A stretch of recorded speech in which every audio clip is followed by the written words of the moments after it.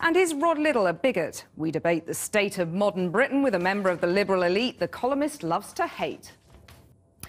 Now, Spain has been crowning its new king today. Here are some of the scenes of the low-key austerity ceremony as Felipe VI took the throne following his father's abdication. Here, support for the monarchy is at an all-time high.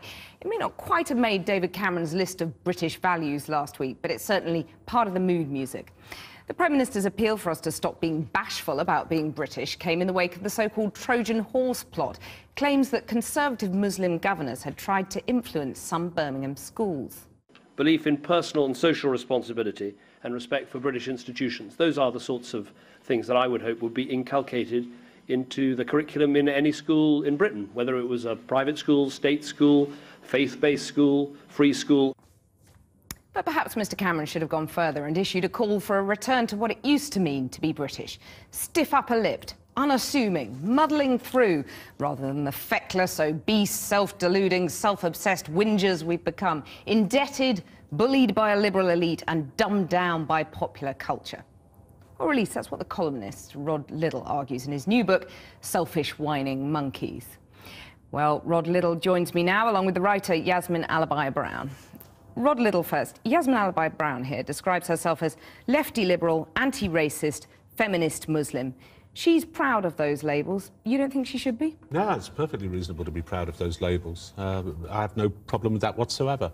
But your book rails against lefty liberals and feminist Muslims? No, it doesn't. It certainly doesn't rail against feminist Muslims. It's very much in favour of feminist Muslims, and I wish there were a lot more of them. It rails against people who pretend to be left-wing and people who are basically sort of civilised middle-class liberals who cloak their economic self-interest under a cloak of what they would call leftism, but which isn't really leftism.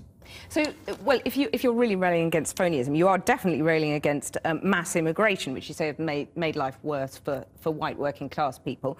A lot of people would agree with that, but with you it's kind of dog whistle stuff, isn't it? I mean, don't you really have a problem with Muslims? You say in the book you dislike Islam. Oh, I'm not terribly keen on Islam because I'm not in favour of what it seems to lend itself to a certain homophobia. I don't agree with its views in most Islamic states on apostasy. I don't agree with its views towards women. That's why I'm not particularly keen on Islam. An entire religion? I mean, you just dismiss an entire religion there. I haven't dismissed it. I've just said the things about it which I don't particularly like, you know. Yasmin Alibhai Brown. Well, I think one of the interesting things about Mr. Liddle is that he tries so very hard to be reasonable and not to be bigoted, but actually the bigotry just bursts out of him, because if you read the book, if you read his columns, if you read what he said about the defendants of Stephen Lawrence's killers, what he said about Harriet Harman, he defends feminism, the most repulsive things he said about women. And for him, people like me are the problem. But you know what, Mr. Liddle? The thing that destroyed white working-class people were your boss, Rupert Murdoch, from whom we get hundreds and thousands of pounds every year, and Margaret Thatcher. She took away the structure of the society, not Mr. Khan down the road. I'm having a great deal of trouble following this particular train of thought. I don't really know where it starts or goes on. I don't know what I said about the killers of Stephen Lawrence. Oh, yes, you should, because there was a big furore about it. Well, I think you've got the wrong end of the stick, as usual. Well, what about Harriet Harman, then? You said you wrote in The Spectator, Harriet Harman, then. Would you? I mean, after a few beers, obviously, not while you were sober. And apologised, yeah. What I was trying to do was make a point. I was trying to parody a certain sort of laddishness which didn't come across, and I apologised for that at the time. And then you apologised as well for calling the Woolwich killers, who were absolutely... You liked them, No, did you? I do not like them. I knew what you said you were going to say.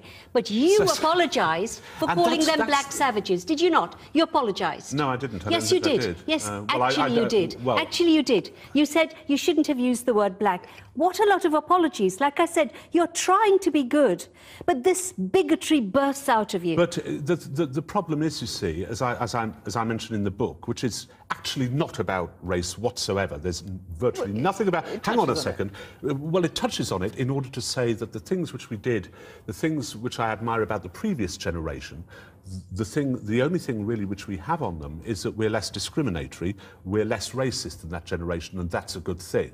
Now, you wouldn't get that, obviously, from listening to your questions or Yasmin's bizarre rants. But, you know, you take something that I do mention in the book about Yasmin, for example. Well, I was going to quote that. Yes. He accuses you of a screed of hatred for accusing working-class white men of provoking race riots, tarring an entire community with one broad sweep of your lavatory brush. Imagine such a venomous ad hominem attack being made against another section of society, perhaps a non-white section of society. You'd never work again. I got a bit part in his book, very good. This was fame. I wrote another piece today in the Daily Mail saying, I, as an immigrant, have worked, after this report yesterday that education levels are higher in immigrant communities than white working class children, that I have worked personally with a number of white working class kids to bring them on in education. I don't hate them. I don't hate them. I don't hate them, Rod. But when when I'm attacked, when actually a rag with fire is put through my letterbox, it's very hard to love people who do that. Yes, but that again wasn't the white working class that did that. How do you know? They were arrested, and they were white working class. You see, the point is the reason I admire Yasmin is at least she's honest. Unlike you and most of the other liberal, faux liberal left. She I'm faux liberal left. Well, of course you are. At least she is absolutely clear about her loathing for the working class, as she says. I'm clearly honest that I loathe you. I have no words to express how much I loathe you. Well, and in that, I feel quite proud that I'm able to tell you that. And we don't kill each other. I feel warm inside, and I'd like to embrace Yasmin for, don't. saying that. I really would. Please don't. I think there's a certain derangement. You ever go of her about screed of hatred? Yeah. Your screed of hatred. I mean, you talk about your generation, feckless, irresponsible, endlessly selfish, whining, avaricious, self-deluding, self-obsessed, spoilt and corrupt. Yes, that's a screed of hatred. It's not a screed of hatred. It's a screed of bile. It's a summing up of the bad things which I think have happened to us over the last 40 years and which you're not interested in because you're just interested in whether or not I'm a bigot.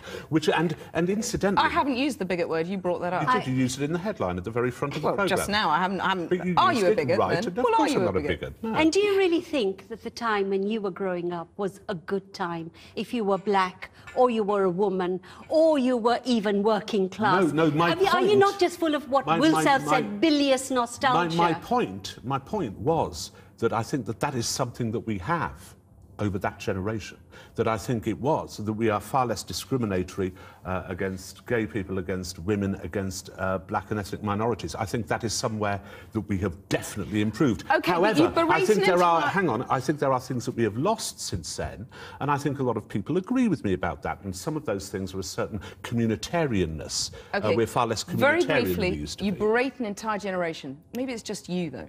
I don't think it's just me. I did wonder about that. It could be, but I don't think so, because talking to people and reading about the way we've become and looking at the levels of debt in society, at the broken marriages and so on, it seems to be a society-wide thing. Rod Liddle, Yasmin Alibhai Brown, thank you very much for joining me. John.